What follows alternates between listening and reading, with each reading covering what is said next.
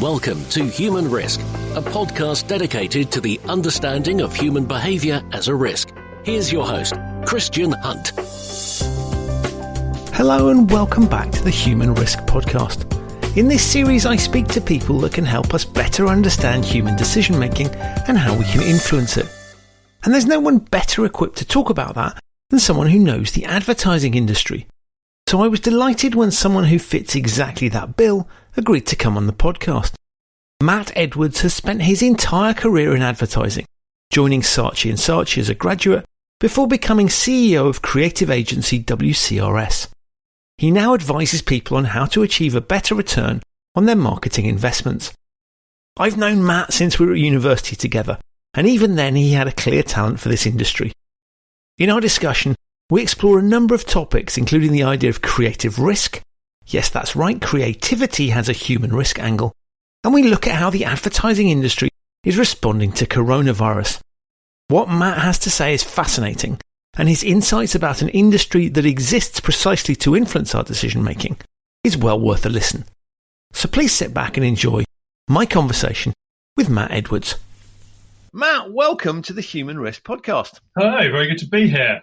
It's an absolute pleasure to have you. And look, the topic that I want to kick off with is this concept of creative risk. In some ways, my career has been a huge research project into creative risk, because what I've spent a lot of my time doing is developing marketing and advertising campaigns for clients. And of course, there comes a moment where the creative presentation comes around and everybody gets in the room to see what the agency has created. And at that point, it becomes, in some ways, quite a binary decision for the client, which is to either say, yes, we like this, we're going to go ahead and make it and put our name to it, or no, we don't like it, we'd like you to go back and invent something else. And one of the things that has always fascinated me has been why people make the decisions they do around creative work and some of the risks associated with that. So I think it could be a very different, could shine a very different light on risk, which I know you like to look at all aspects of risk in your podcast. Right, and because it's a fascinating thing, right? Because so there's the logistics of advertising, where I need somebody to help me get something on TV or online. But then there's, as you say, there's the creative piece and the logistical piece. You could probably work out for yourself if you really put effort into it. But the creative piece is bringing people in that do something that you can't.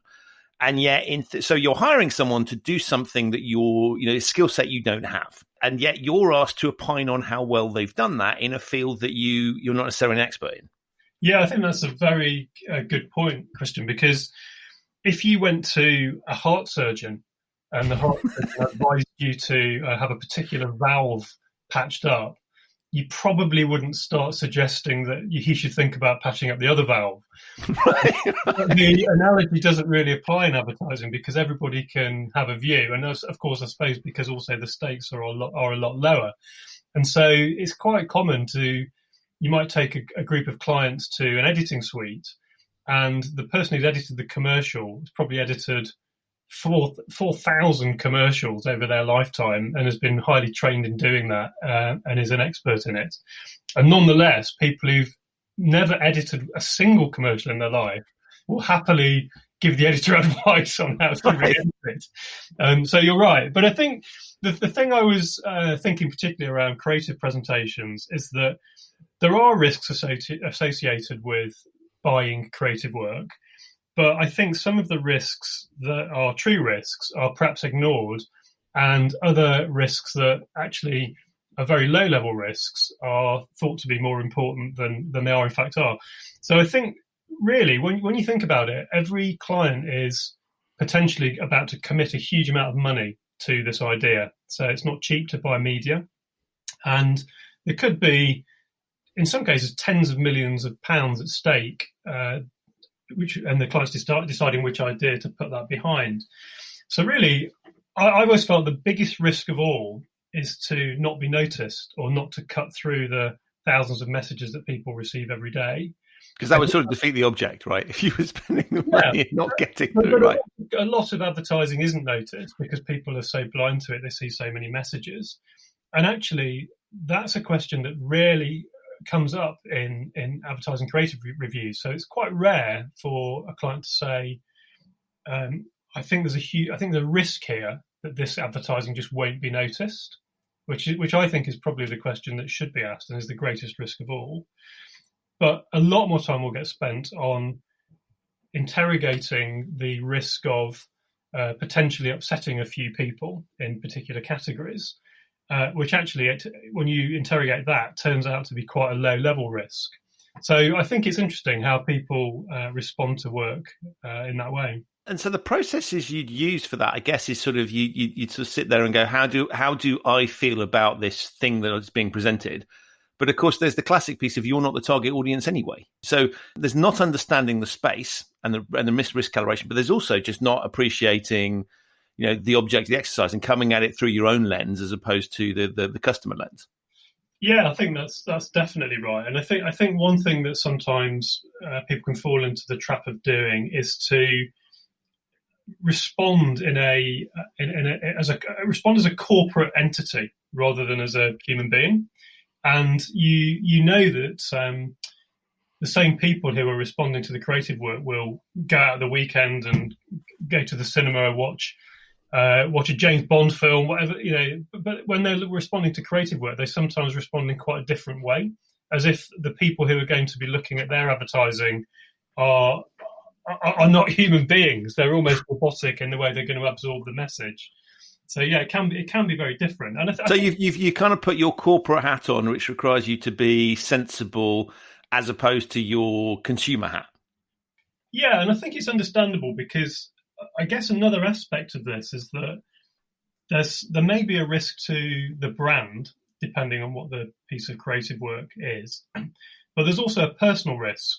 So it may be that a campaign that is derided, let's say derided in the press, or people poke fun at it when it goes out, in terms of the effect on the brand, unless something truly horrific has been done, and I'll talk about some examples of that in a moment, the brand will recover pretty quickly. But of course, people's careers and individual reputations are on the line as well. So if you're the person within the company who signed off that campaign, you might not bounce back so quickly. And I think a good example of this is the Pepsi campaign that featured Kendall Jenner. Oh, yeah. I don't know if you saw that one, but... This is the one where she turns up to a protest and hands a can of Pepsi to the cops. Is that the one? Exactly right, yeah. So she comes out of a photo shoot and takes off her blonde wig and wipes off her makeup and joins the protesters and, as you say, hands a can of Pepsi to a extremely good-looking policeman. And so this was derided, and it was actually, I think, probably a record in that normally when you do something controversial in advertising, it normally bubbles up. So normally it might have been out there for a few days, and then the first comments might start coming, and then it accelerates, and there's an exponential curve as the furore takes off. But with this one, it happened so quickly that Pepsi took it off air after one day. So wow. It really was attacked. And I think the interesting thing about it was that when you look at the brand, the share price dipped for about 5 days and then recovered. And the brand sales were pretty robust, even the same year that it all happened. But I was looking into this ahead of the podcast, and what also happened was that the marketing boss who'd signed that off left the business. So I suppose you can see how the brand risk might be relatively low level, but the individual risk could be a lot higher. And so you can see why people can be cautious around making some of these decisions. So in essence, it's what we call sort of defensive decision making. So I look at it and say, what's my downside here? How do I mitigate my downside? And in mitigating that downside, you're cutting off a whole load of upside. Yeah, although I suppose you might be, it might be again be the difference between the positive effect you could have on the brand and the defensive nature for your own reputation and your own career. So sometimes those two things are probably in tension, because it might pay to take a risk for the brand to do something really extraordinary, but it might affect your reputation. And there are certain clients who have, in some ways, made their name on buying very, very brave advertising, such as Phil Rumbold, who bought the Cadbury Gorilla, famously, so a gorilla playing the drums. which was, hugely effective. Still one of the most iconic commercials, one of the ones that people remember today. I'm particularly struck by stuff that's going on at the moment. I mean, presumably the adage of there's no such thing as bad publicity, does that apply? I think there is such a thing as bad publicity. I think, the interesting thing about it is, I think, first of all, is how quickly brands can recover from it. So if you look at Volkswagen and you think about the fact that they installed software into their cars to be able to con the diesel emission testing, at the time that was enormous, and people did avoid the brand. So certainly that was not good publicity. There were dealerships in America where dealers had been selling 20 cars a month, and suddenly not a single person was walking into the showroom. So it had a short-term damaging effect. But the very year after that all happened, Volkswagen Audi Group sold over 10 million cars for the first time worldwide. So they had record sales figures the year after they did that. So it suggests that brands are quite robust. Right, I mean, because that's an astonishing example of something that's not like we've breached a law that's sort of a pointless. You could sort of go, I could understand what they do. That is something. The law is there to protect our health. Yeah. So this is seriously offensive from a sort of human perspective, as opposed to being technically non-complying with it, or like not paying tax. I could sort of see as something that would outrage some people, but there's a lot of other people that would think it's positive. I don't think anyone's going to sit there on the emissions thing and go, that is a good thing. No, I think that's certainly the case, and they certainly didn't say that. But within 18 months, a lot of them were prepared to say, I quite like that shiny new Volkswagen Golf, so I'll just buy it anyway. So they were able to recover from it pretty fast. So from a creative's perspective, I mean, you're coming into this environment where, put in sort of my human risk terms, you've got somebody who is potentially making suboptimal decisions. So you've gone away and thought about something that is really going to hit the mark, and you're up against a set of criteria that it's being judged against, which, as you say, may be the individual's personal priorities as opposed to the organizational ones. How do you kind of handle that and think about that? Is there something you factor in before you go in? Yeah, I think that every client is in a different corporate context, and also every client is coming at it from a different individual perspective. So if they're used to buying advertising, they're used to being around creative work, then they're going to have a different response to someone who perhaps has just been moved from a different part of the organization and has never worked in marketing before. So I think you have to think about where the individual is coming from, what their perspective on it is. And I suppose what you're ultimately trying to do is, I've always felt you can never sell something to someone who doesn't want to buy it. You can only illustrate the fact that choosing this creative work is actually going to be a good thing for them and the business. And the best way to do that is to try and do it as, in some ways, dispassionately as possible, to show them examples that have worked from other sectors, perhaps, or to show them that people in their target audience are responding to similarly interesting things, to make them feel more comfortable with what you're putting in front of them.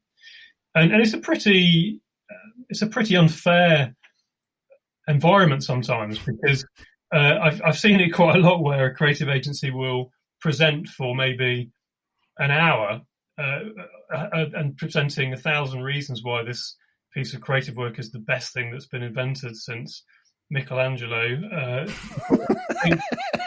And then at the very end of that, the agency will stop and say, so what do you think? And, the agency's probably spent 3 weeks thinking about it themselves. And suddenly in 60 seconds, they're inviting someone to respond. Right. Quite an uncomfortable environment. And I think, again, in terms of trying to reduce the feeling of risk, that's not a good way to ask people to respond. It's better to give people time to absorb it and really get their thoughts together. And, the sort of sense of client input, because, coming back to this idea around, the reason I've got some creatives in is because they're creative. And so they're going to take me to a space that I couldn't have done for myself. How much input is it desirable to have the client have? Or does it totally depend on the situation? Because I would have thought on the one hand, there's a balance between having enough of a steer to put you in the right direction, but also being given free rein to do what you do well. I think it depends again on the client, because some of the clients have come up with some of the best ideas in the advertising I've been involved with. And then, of course, you'll happily put them in. I think where it's problematic is probably along the lines of the example I gave with the editor, where you have somebody who really thinks that they are more expert in all aspects of advertising than the people who have been doing it for quite a long time. And that's not to say that the agency will always be right, because they certainly won't be. But I think what you really don't want is meddling. I think you want a client to say, this is wrong for these reasons, we're not going to do it. Or to say, we really back this, we're going to get behind it, together we're going to make it brilliant. And the reason that a lot of the advertising you see is quite mediocre is because clients fall into the middle ground where they'll say yes to something, but then they'll get nervous about it and they'll start to round off the corners. And suddenly something that was going to be interesting and distinctive has been dragged back to being conventional and mediocre. And I was thinking also that it's a bit like you get a lot of category convention. So people tend to be more comfortable when the work is similar to the work that other people in their category are doing. So if it's a car advertiser, they'll feel comfortable if it feels like other car advertising that they've seen over the years. Whereas, of course, again, that plays into the risk of not being noticed. And what people should really be asking for is something that's incredibly different to everything the category's been done. And you sometimes see this with where categories take off on a creative flight, where one brand in the category does something really unusual and interesting to huge success and acclaim, and then others follow on from them. So there was a brief period where the most creative brands in the world were television set makers. So Sony. Right. And up until that point, all television commercial ads had shown a television screen on the television screen with bright colours and a frog jumping onto a tree or something like that. And suddenly Sony said, well, we're not going to do that. We're going to present colour in a different way. We're going to throw 1 million bouncy balls down the hill in San Francisco. And everyone said, wow, have you seen that Sony commercial? And Sony became this wonderful creative pioneer. So about a year later, Philips started making art house movies. And you could see that somebody within the corporation at Philips must have said, why aren't we doing that? Why aren't we doing what Sony are doing? But nobody had ever said that when everyone was trundling along making projects onto trees. And then, of course, it fritters out. And I think probably they're back to all making shots of globes on screens again now. So I think category convention, and you can see why, because that removes the perceived risk, I guess. I mean, you would probably know the theories around this better than me, but if you've seen it being done by others in your category to success and acclaim, the risk of you doing something in that area is obviously far less. Right. I mean, it's utterly defensible. It's one of those classic things where I think if you can point to somebody else as being successful, that's your justification. And it's a nice sort of heuristic for, obviously it's okay to do this because I can point to, there's safety in numbers. Yeah. And I think it's also, you see this again with campaigns. So if you were, and there are far fewer long-running campaigns these days because of the way that the media environment has fragmented.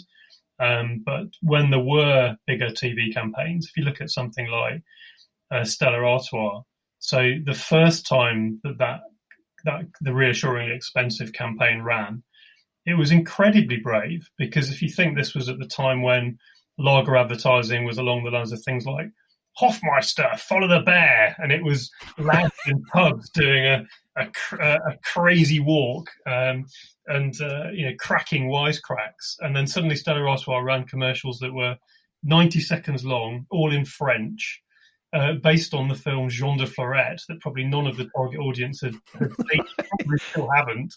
And you would think, well, this is doing everything that a commercial shouldn't be doing in the lager category. And yet, for those reasons, it was hugely distinctive, and Stella grew 10, 20% every year for about 10 years. So having made the first one, of course, it's much easier then for Stella Artois and the marketing teams that follow to say, let's make another one. And in fact, the brief at one point from the client was, another one, please, which is quite a nice brief for an agency to get. Wow, it's very interesting, isn't it? Because as you say, you'd be, if you write that down and go, what we're going to do is we're going to do something we're going to take totally out of context, and we're going to find something that your target audience will never have, probably never have looked at, won't really understand, and possibly might be, they wouldn't go to the cinema to watch that movie, as you say. Yeah, and so it fascinates me, the creative stuff, things that don't look logical on paper work on an emotional level.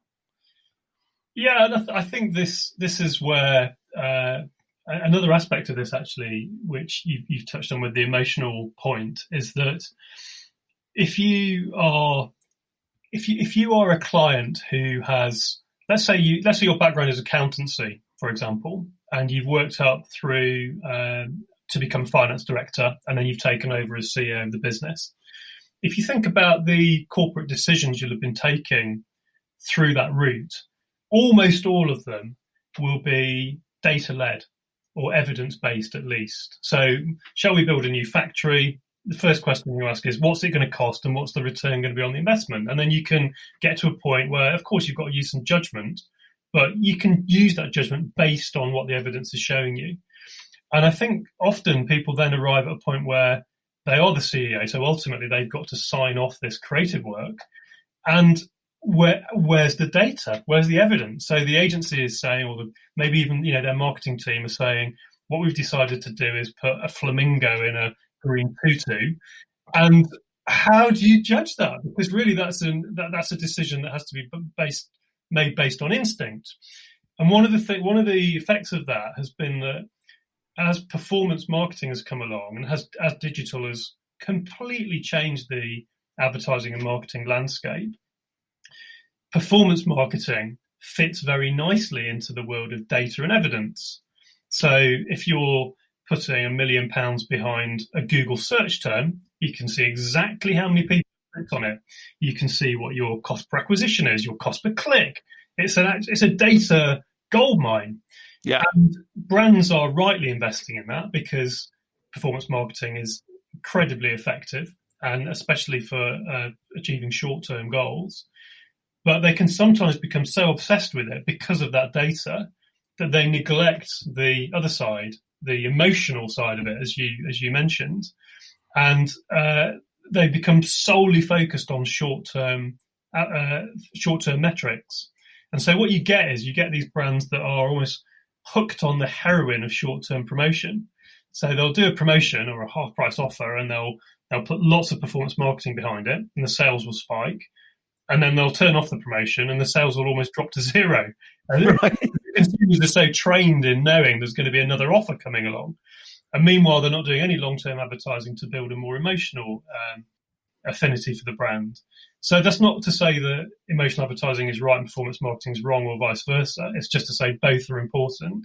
And you can see why a lot of clients are attracted to performance marketing, because of the data that you get back in terms of understanding the return on each pound that you spend. Right. And I'm guessing the feedback loop is a bit quicker as well.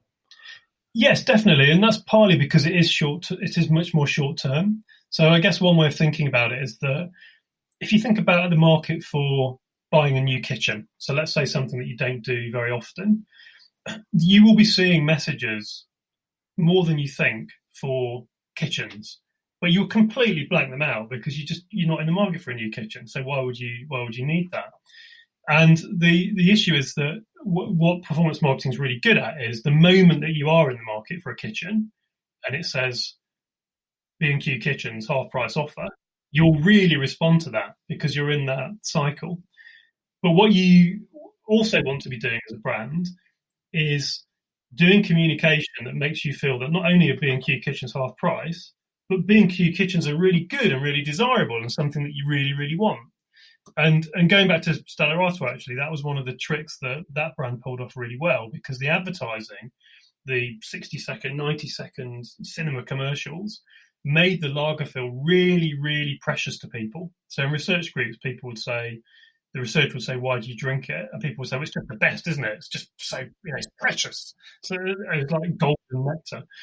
And yet when you walked into Tesco, there would be huge crates of it.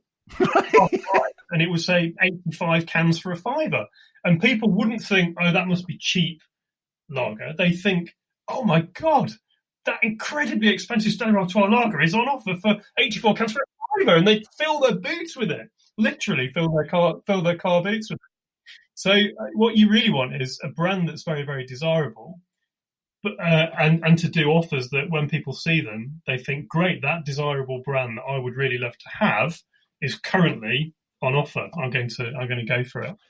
Right, and therefore I remove the natural suspicion of it's cheap and therefore it's crap. Yeah, and there are probably some brands you would never... So price signalling is really important, and particularly in the luxury sector, there are probably some brands you'd never want to discount. If you're a luxury brand, you probably don't want to ever be discounting at all. I'm just sort of thinking through the logic there, because again, requires quite a big leap of faith in a way. If you're saying, right, so what you need to do is pricing. Pricing is a useful thing to do, but you just need to run some stuff in the background so people have got a perception of who you are. But I can't guarantee you that that's going to directly lead to any sales. Well, that's exactly right. So that's a really, really good point. And I think this is the thing, because the short-term advertising is always going to be able to have a proven effect because of the reasons I gave earlier. You're going to have that data. You're going to know exactly how much you sold. Whereas the long-term advertising, it has an effect over years. And if you're the CEO and you have to hit next quarter's numbers, you're probably not that interested in 5 years' time. Right. You've got to get to the end of March to possibly to survive. And so that's definitely a tension within a lot of businesses. And interestingly, one of the brands I work with that were always, I suppose, most interested in the long term was Warburton's. Mm-hmm. One of the reasons for that is because it's a family business. So what Jonathan and the team are trying to do is not build something to hit next quarter's numbers, but to continue a business that's been in the family for 5 generations. So the time horizon is quite different. So if you're about to report to the city and you desperately need to get some more subscriptions before you go out and announce how you've done. Right, because I have this view that quarterly reporting, and I understand the logic behind it, is a nightmare because it promotes super short-term thinking. And I guess for this is a prime example of where that is genuinely not in the long-term interests of shareholders for that to happen. But that's where you get driven towards because of the nature of that short-termism. Because if you screw this quarter up, you could be out on your ear. It's almost like sort of football managers, where you can sort of argue, I'm building a team for the longer term and I'm going to let some of the youth have a go. That's fine and that sounds great. But the moment you start losing games on a regular streak, that long-term vision goes out the window. Yeah, I think that's a very good way of looking at it. And interestingly, private equity companies are actually sometimes the most sophisticated in the way that they think about brands. So what they will quite often do is they'll invest very heavily up front. So let's say they take a business private that they're trying to reinvent. They'll quite often front weight a lot of their brand marketing spend because they understand this really well. So they'll buy the business, they'll do a pitch, point in the advertising agency, do a really big new campaign in the first year of what they're hoping is perhaps a 5-year cycle to sell the business on or perhaps float it again. And then they'll then shift that brand spend into performance marketing as they go towards that. Okay. And in the final year, before perhaps when they're trying to make the numbers look as good as possible before they sell on again, right, they might not do any brand advertising. They might just put it all into performance marketing. So I think they understand this possibly better than a lot of companies. That's fascinating because the natural tendency would believe that they sort of come into slash and burn. But actually, that makes perfect sense. It's I'm looking at the wrong time horizon. It's if you look at it over long, it makes that cycle you've pointed out makes perfect sense. Yeah, and I certainly haven't seen it from a marketing perspective. A lot of them have seen reinventing the brand and reinvigorating the brand as part of sorting out the business. And I'm sure that there are lots of other elements where cost is taken out and the business is made more efficient. But it hasn't. The examples I've seen would be things like, I don't know, Weetabix would be one of them, going back quite a long way.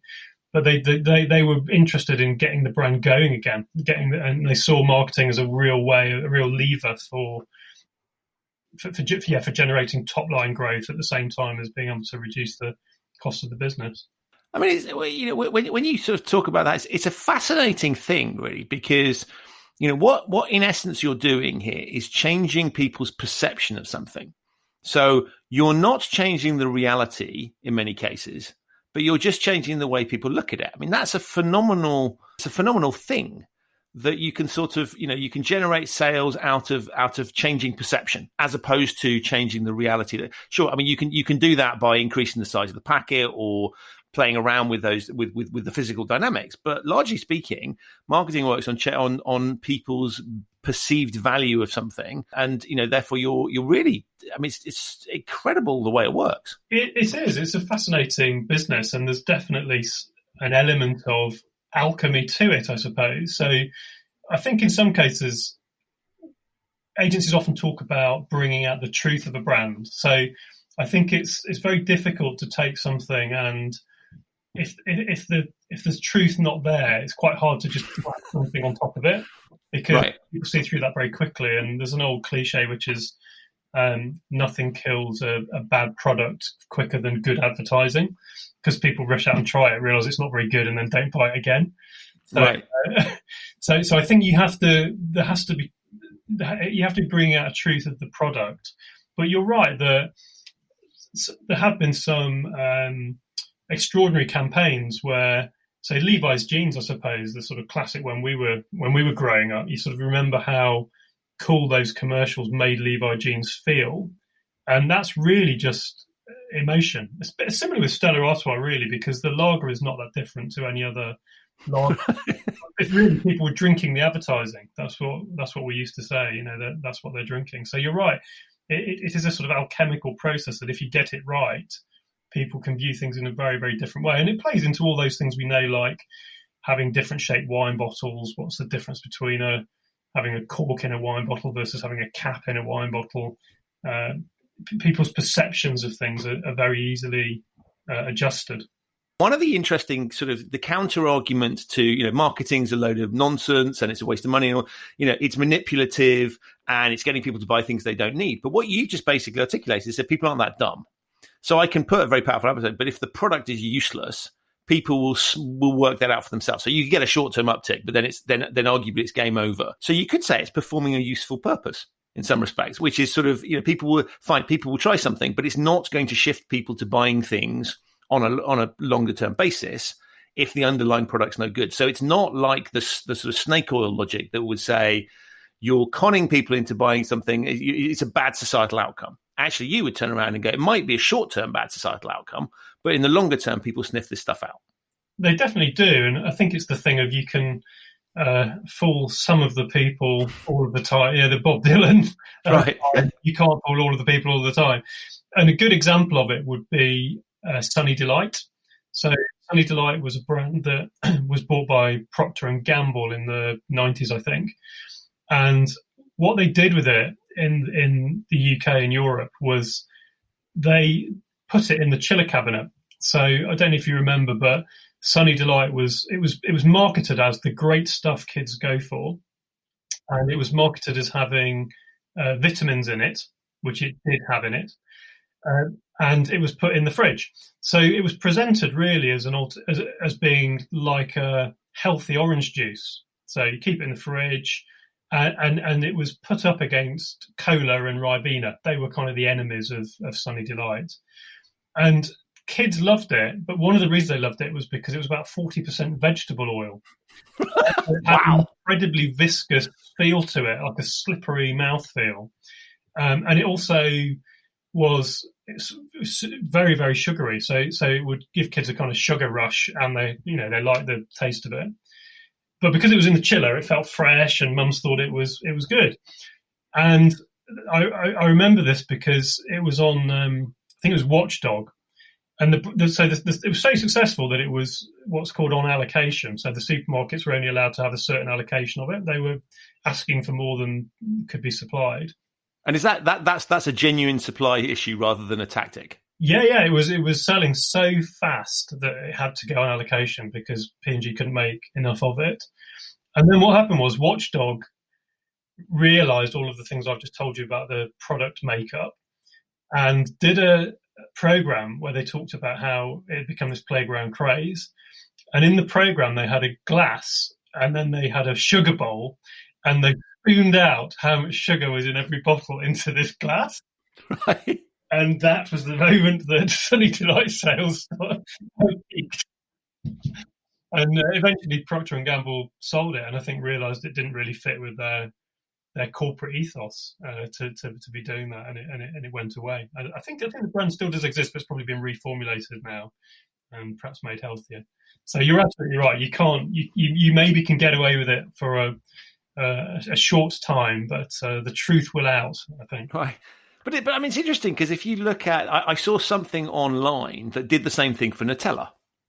Oh yeah, right, which is a product. If you look at it, it is literally, and they've done it. They've taken the, it's the see-through jar, and they just filled it with the raw ingredients rather than the finished product. Yeah, and it's 2/3, if not more, sugar, and there's a couple of hazelnuts in there, and then there's a ton of other stuff. I mean, massively unappealing. And yet that, and I guess maybe that's the power of a consumer TV show, that if they were to get hold of the same thing. But it's really interesting. We sort of, we don't look behind those things. And even I think it's interesting when you look at even the attempt to show people what ingredients are in there. That clearly doesn't work in the way that it's designed to work, because these really unhealthy products still sell. Yeah, I suppose it depends to what extent people know it's unhealthy. So I don't really know with Nutella. I don't know whether, I'd be surprised if there are many mums who are buying that thinking it's a really good healthy thing. I don't know, but I would imagine it's more that it's bought as a treat, and I'm not sure how, because I think that's a Ferrero brand, Nutella, the biggest purchasers of hazelnuts in the world, I think. And I mean, it might be I've been completely misled. It's perfectly possible I've been legged over on social media. That's never out of the question. I don't know. No, I don't know. I don't know how healthy it is or isn't, but I guess it depends whether people think it is and for what reason they're buying it. I was thinking another element around creative risk would be, because you've obviously got a lot of experience of regulation in the banking sector. I was listening to one of your other guests talking about level 1, level 2, level 3 risk management. And it made me think about how cautious those businesses are for understandable reasons. And I was imagining coming from that environment and buying creative work, because you can perhaps see why the advertising that the banks do tends to be quite conservative. Because if you're in a world of level 1, level 2, level 3 risk management, right, you're probably not going to want to put your head above the parapet in other areas like marketing and advertising. That 3-line of defense model, I mean, I don't like it, because actually what it basically tells you, right, is that the reason you need 3 is that the first 2 at some point fail. That's why you need that third piece. And we know from basic psychology, right, that if you know somebody else is going to check it for you, you don't pay as much. Whereas if you're the sort of, the last line of defense, you will pay more attention than if you know someone else is going to do it for you. Yeah. So I think there's an interesting thing there that you absolutely, I think it does. It's a model that clearly isn't, I don't think is as effective as it could be. And we've seen plenty of examples of the banking industry getting things hideously wrong, which would suggest it doesn't. And you're right in terms of the creativity piece. And I do think people in regulated industries, that stifles creativity, sometimes for really good reason, right? You don't want people going, we've seen what happens when people create wild and wacky financial products that nobody really understands what's in there. It can cause major problems. So you sort of go, that kind of creativity we don't want. On the other hand, I think there's a tremendous thing that you could sort of say it would be really helpful, particularly for complex financial products, to find ways to communicate to people that spoke human, as opposed to some of the garbage. And of course, regulation doesn't help. So you get, you must disclose the following 50 million risk factors. So you get those really dull, the small print on financial services stuff is always excessive and doesn't contribute to consumer understanding. In the same way, I guess, in the ingredients, it's designed to do one thing, doesn't get there. But I think you're right. There is a certain creative element that gets stifled because you feel like you can't. And whether you can or not is irrelevant. It's you feel like you can't. Yeah, and I think it's interesting actually what you say about small print, because you also get that with radio commercials where the voiceover artist, and I've been in the studio with Simon Bird having to read as fast as he could, get all of the terms and conditions in about the fact that if you sign up, you do get a free month, but you can cancel after 3 months, but you'll have to put your credit card details in. He's trying to say all of those things within about 8 seconds at the end of the commercial that we've allowed him. So it is really quite comic. But how many people actually listen to that and register it? I would suspect very few. And I think it goes back to some of the things you've touched on in other podcasts, where it's about how do you put the systems in place that can actually make a meaningful difference. Because yes, by having the small print there, perhaps we feel we're making a difference and we're reducing people's risk of having the wool pulled over their eyes. But if they don't read it and if they don't listen to that at the end of the radio commercial, then it's making no difference whatsoever. It's just acting as a comfort blanket to make us feel we're reducing risk when we actually aren't.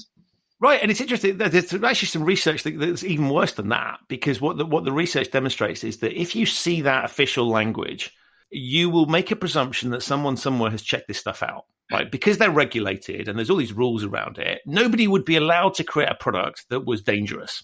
And you can see the same thing in the pharma industry, right? So there'll be, we make a natural presumption someone's checked this stuff out. So you look at it and go, I don't need to think for myself because there's no way they would allow this stuff out there. And I can see this is a visible sign that this is regulated. Yeah. So it's not even sort of like I switch off for that because it's not interesting. You almost take a totally false sense of comfort, which is you park any need to judge for yourself at the door because that's already been done. They wouldn't be allowed to present it to you if it were bad. Yeah. No, perhaps there's a different way. Perhaps we need to invent a different way to get across these terms and conditions. Yeah, I mean, I had this sort of theory that one of the things we don't teach people enough is critical thinking. And so if you look at people's susceptibility to believe messages, and I'm thinking particularly in the political arena, where, we have seen, and it's particularly acute, I would argue, in the UK, but we could point to the US, we could point to any number of other countries, where there is a complete disingenuity about what's being presented, things that can't possibly be true. And yet people seem to, they sort of just suck it up and go that's some, they buy the message and they buy the lies and they buy the whatever. So I'm kind of fascinated in your perspective on that, because that, advertising is regulated. Politics, which is peddling messages, is not. Yeah. And so it's almost like wheels are off on politics. Say what you want. The criteria, the sort of criteria that's used for that seems to be completely different. And it seems to me there's a lack of critical judgment. Yeah, and I think people get very, very quickly entrenched into one side or the other. So a lot of it seems to be quite binary. So if you look at what you read on social media around elections or around Brexit, people take very firm, entrenched views, and I think pretty much ignore anything else, anything that fits with their view. There's not much reasoned debate, I would say, and which is quite different, I think, from brands, because people don't tend to do that. They don't tend to say, I love Mars bars, I'm only ever going to eat Mars bars. But these are much tastier. They don't just go, no, they don't take, Whereas I think that tends to be the response these days, which I feel social media has whipped up. I think social media has not been helpful in that. But I mean, government advertising is also an interesting thing to think about, because in some ways the people signing off communication from the government have got a much higher risk to deal with than anyone else, because they've got people desperate to rip them down. So there you would imagine more caution should apply, because nobody gets up in the morning and thinks, I'm really desperate to bring down the Toyota Yaris today. Thousands of people whose jobs, and whether they work for newspapers or they work for different political parties, their whole role is looking out for things to expose and to help bring down the other side. And therefore, government, you would think, would possibly do more conservative advertising, whereas historically, actually, the government advertising's been extremely effective and often some of the most distinctive stuff out there. So you think about anti-smoking, you think about some of the road safety work that's been done, hugely successful and distinctive, quite brave campaigns. So perhaps there's more appetite for risk within government than we might think. Well, I get, it's because the stakes are higher. clearly, because you're not trying to sell a product, you're trying to save people's lives or get them to pay tax, and you've got this kind of public interest test, which is the sort of justification for the scrutiny that says we care less about if a I don't know, a beer brand wants to spend money on the thing, then it's, kind of providing they don't mislead, it's none of anyone else's business. If you want to spend government money, that's my money. Yeah. And therefore, and you're dealing with issues that are probably more intrusive and probably have bigger consequences, so typically life and death type things, which might change the kind of stakes. But you're right, it's interesting because there's far greater scrutiny and probably far greater bravery. It's because if I think about some of the sort of Corona ads, I mean, the government stuff is much harder hitting because it has to be, I guess, because of what you're trying to get people to do or not do. Yeah, and I suppose that touches on another aspect of this, which is that we've seen some brands tiptoeing cautiously into the world of Corona to do, they're making commercials with lots of people on Zoom and that kind of thing. And that leads me towards what people call purpose marketing, where they try and attach their brand to a purpose. And I think that's an area where the rewards can be high, but the risks are also higher.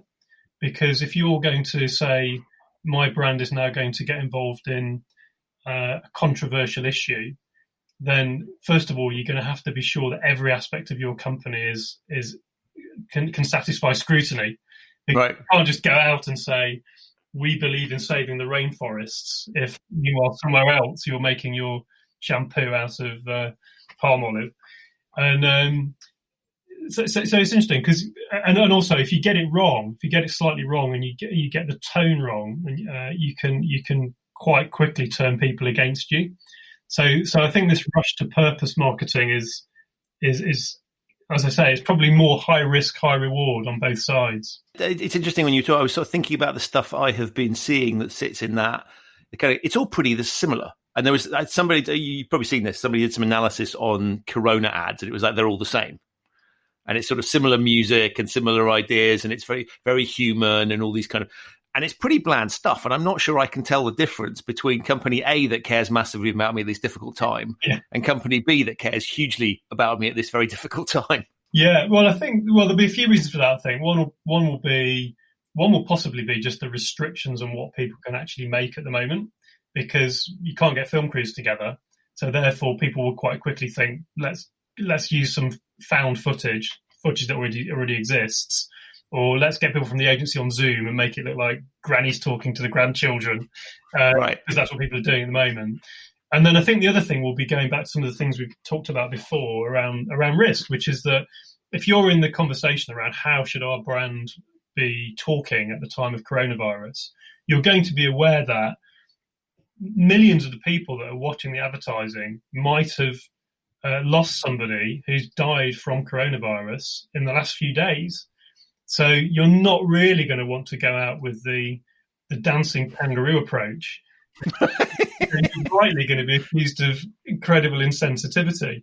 And therefore, I think people are walking quite a cautious line because they're just aware of how raw the issue is, and how many people have been so badly affected by it. And is there a sense that one shouldn't be advertising at the moment? Because I know a lot of advertising has been pulled for financial reasons. Is it a space that people? I mean, there's some brands that will work very well if you're sort of, I don't know, you're an insurance provider that does kind of plumbing insurance, that sort of thing, household things, I guess, where people recognise it. There's probably a greater resonance. But broadly speaking, is this a time when people are going to be sitting back for kind of creative reasons, for want of a better phrase, rather than logistical or sort of sensitivity ones? I think it just depends on the product and the tone and the message. I don't think there's any. I haven't seen anything that suggests that people are saying, "Why would you be advertising your product at a time like this? You shouldn't be doing that." Because I think partly people realise that everybody's facing the same problem, and they know that businesses are struggling and have got to come roaring back. So we hope they all will. And so I haven't seen that. I haven't seen any sort of anti-advertising effect, and I haven't really seen any examples of people, I don't think, getting it wrong. It seems that most brands have adjusted quite sensitively to the new environment that they're in. And people are still going to want to do things. People still want to watch movies. So if Now TV have got an offer on, then they're happy to hear about it. I don't think they feel it's inappropriate. Right.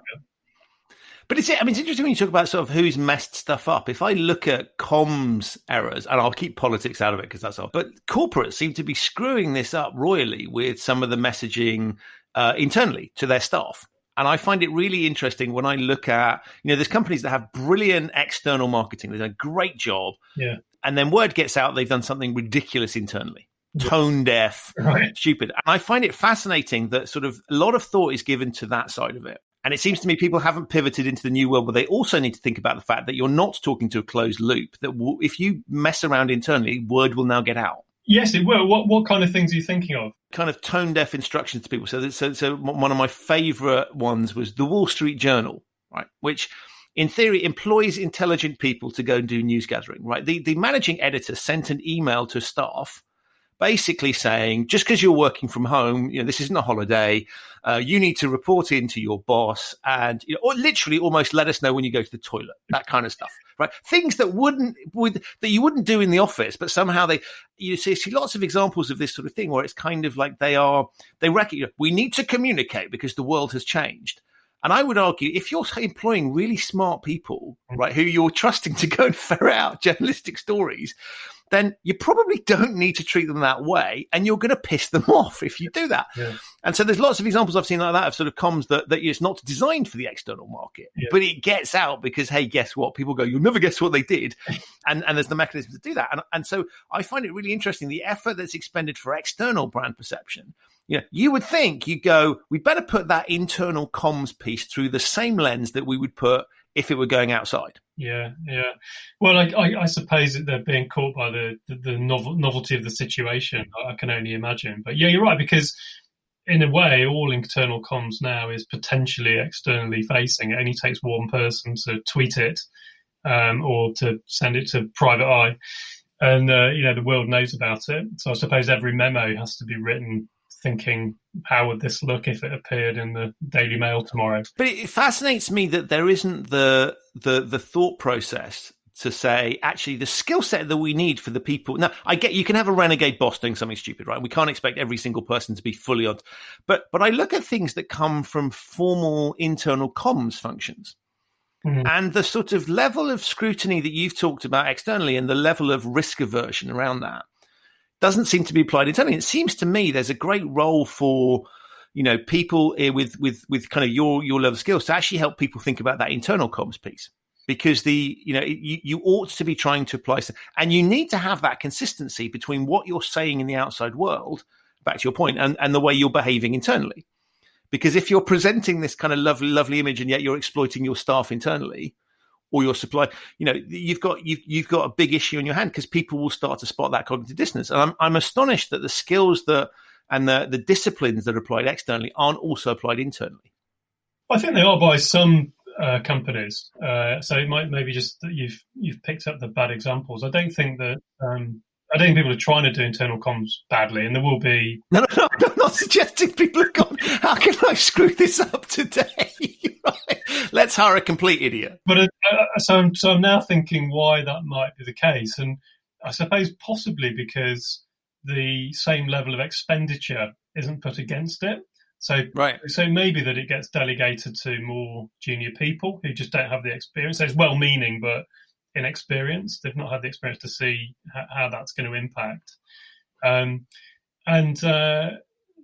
yeah, I mean, I suppose that's almost a general management issue of how you treat people, how you motivate people, how you build a culture, rather than a marketing issue.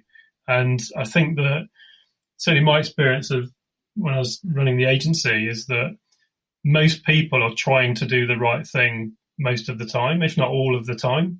People want to do a good job. They want to contribute, and the job of job of management really, I think, is to give people the opportunity to do that in the right areas and to I suppose fulfil their potential to some degree, because people can be extremely well-meaning, but if the structure of the business or the process stops them doing the things that they could be doing, it's quite hard for them to break out of that.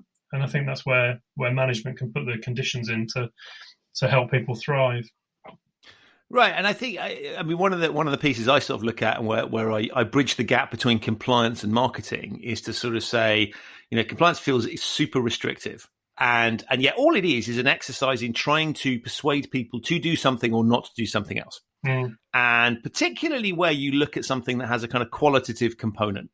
So if I look at sort of behaving ethically, you can try and codify what ethically means, and you can find some extreme examples, but there's a heck of a lot of gray area where you need people to just use their common sense. And that's where it seems to me that a lot of the skills that are deployed in kind of persuading people to think about things in a certain way, changing people's perceptions on stuff, the marketing techniques that you would use typically to sell products actually have a really strong place to play in compliance, because you're trying to do the same thing. It's just for a different purpose.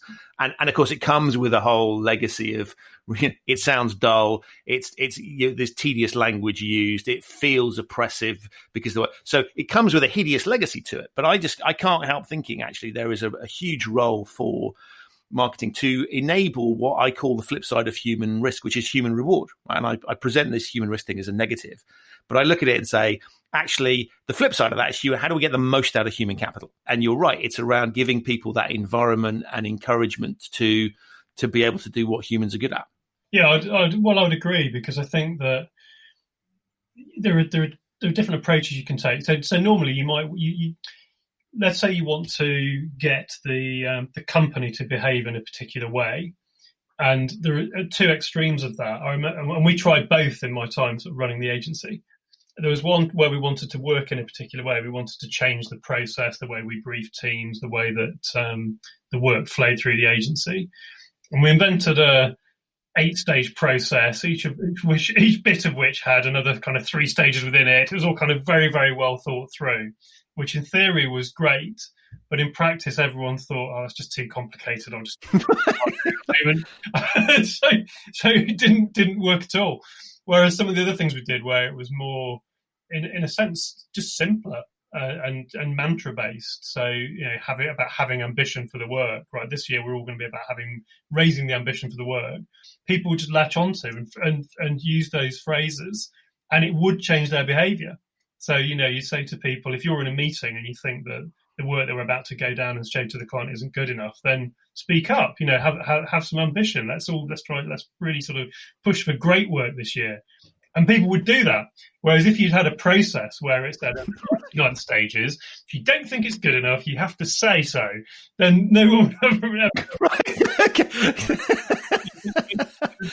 The kind of learning from that, I suppose, for compliance would be that perhaps there are cultural norms you can embed that are based on much simpler things than extensive process documents to get people to behave the way that you want them to. And I love that description of process, because you've reminded me there's a certain Swiss firm that I know quite well, and there was a process, and somebody was like, this isn't good enough, and I'm like, we should say something, and they were just like, this is not the time where we say something, right? So they were waiting for stage 6 of this 10-stage process before they were authorized to say something, and I'm like, all you're doing is storing up more trouble. But they're adamant that is what we do. Yeah. And I think it's and we can laugh about these things in sort of, particularly sort of Germanic cultures where there is a very process driven piece, and it's sort of, this is not the right time to do things. But actually it applies to all cultures where people sort of make it feel overly bureaucratic and rigorous, and you won't do it. Make it feel fun and kind of human and engaged. And magically, you can actually get people to be more compliant if it feels like something they want to do.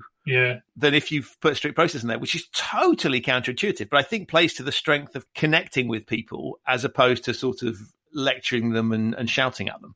Yeah, I think that's right. I mean, I think it's partly where you're coming from emotionally in your response to what the organisation's putting in front of you. So I always felt that the more freedom you gave people, the more they responded to that in a positive way. So we did a thing where we had a thing called it 1500 Fridays, partly because I liked alliteration. 2 summer months, we said to people, if you've got everything done, then you can leave at 3 p.m, 1500 on a Friday. You just leave and just go home and just do whatever you need to do. But the only thing you do, you must have got stuff done. You can't just go and then leave your team in the lurch. Right. But that was it. There were no rules beyond that. It was just, let's all use some common sense. And it worked really well, because all those people who actually didn't have anything to do and would have just sat around the office probably distracting other people saying, hey, come and look at this, I've seen this on YouTube, just went home. Right. And then, when there was a pitch, people went, well, I can't go home today, we're doing a pitch. And people really kind of responded to that in a way that if we put in a load of process and made them fill in a form to say why they wanted to take a 15, they would have felt antagonistic towards the organisation and would probably all have just said, oh, sod that, I'm not filling in Matt's form, I'm just going to go anyway. Right. So I think understanding kind of human nature and just treating people as adult and giving them responsibility, I suppose, for their own choices, I feel definitely pays off. Final question for me is, if I look at the sort of managing creatives, I mean, that's got to be a fascinating process, right? Because you're hiring someone and you're saying, we want you to be, think what the hell you want and kind of go crazy because that's what you're here for. And yeah, there are clearly constraints working for organizations. How does that work out? And how do you handle that? Yeah, it's an interesting challenge. I mean, I've always felt that running an advertising agency is quite similar to running a football club in that you've got talent in both cases. And really, from a commercial perspective, what you want is you want the most talented people for the lowest cost is really what you're trying to achieve. So if you're a Premier League, you just come up from the Championship, you're in the Premier League, and you can find a non-league striker for £1 million who's going to score 30 goals for you that season, that's going to be super effective. And in the same way, if you're an ad agency and you can take a young team straight out of college and they crack 4 of your biggest briefs that year, then hallelujah, that's incredible as well. And then of course you will then reward them and retain them, and you give them the rewards that they deserve. So there's quite a lot of similarity there. And I think one of the things that people sometimes don't understand about advertising is that it's often, there are a lot of people out there who, as you said, are really good at thinking of crazy ideas. So let's, maybe comedians or maybe people who've written novels, for example. And sometimes those sort of people are not good at advertising, partly because what the creatives are being asked to do is, yes, to think of interesting, exciting ideas, but to a very particular brief every time. And sometimes people can struggle with that. So if you're a comedian, you're used to going to the Edinburgh Fringe and you can do anything you like for an hour. If you were suddenly asked, you've got to write a radio script about this particular thing for 30 seconds, it's quite a different distilled form of creativity. So it's really about finding the people who have that particular talent, and they are hugely varied and interesting people. Right. Finding them, really. Thank you so much. It's been an absolute pleasure. I will put your contact details in the show notes so anybody that wishes to pick your brains for things can find you. But listen, thank you. That's been really, really interesting. Thanks, Christian. I really enjoyed it. So that's it for another episode of the Human Risk Podcast. My massive thanks to Matt for appearing and to you for listening. To find out more about Matt's experience and what he does for clients at the moment, you can visit his website, mattedwardsconsulting.com. If this is your first time listening to the Human Risk Podcast, welcome. You can subscribe to it wherever you get your quality audio content. It's on all the major platforms. If you like the show, please do spend a couple of seconds leaving a review for it on whichever platform you get it from. That helps me to continue to attract high quality guests and allows other people to find the show. Thank you so much for listening. Please stay safe. Remember to wear a mask and wash your hands and be nice to each other. Thanks again for listening. I'll see you very soon for another episode of the Human Risk Podcast.